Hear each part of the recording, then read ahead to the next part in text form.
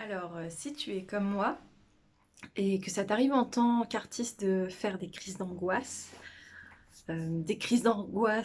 artistiques, c'est-à-dire que quand un événement important arrive, tu commences à avoir des palpitations, avoir du mal à respirer, euh, être angoissé, stressé ou au contraire un trop plein d'énergie, parce que c'est comme si tu avais bu du café et que tu étais à 100 à l'heure.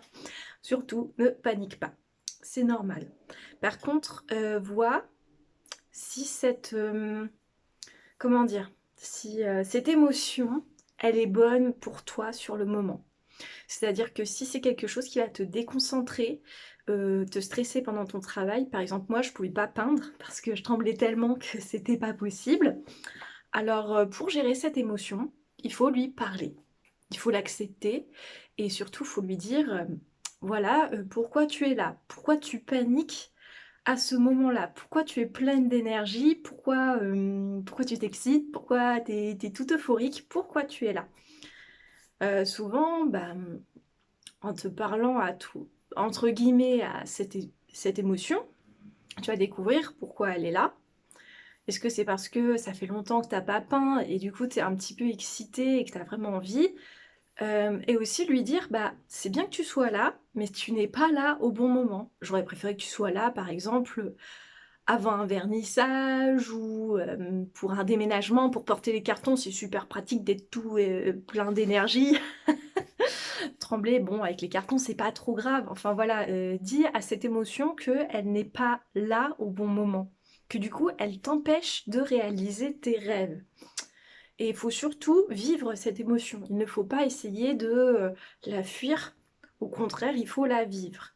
Après, si cette émotion devient vraiment un handicap, qu'elle grandit, qu'elle commence à se dire ah bah chouette, elle m'accepte, donc je vais l'envahir et lui faire une vraie crise émotionnelle qui va complètement la chambouler. Là, non, c'est stop. Tu dis à ton émotion, c'est bien, t'es là, mais il faut pas rester.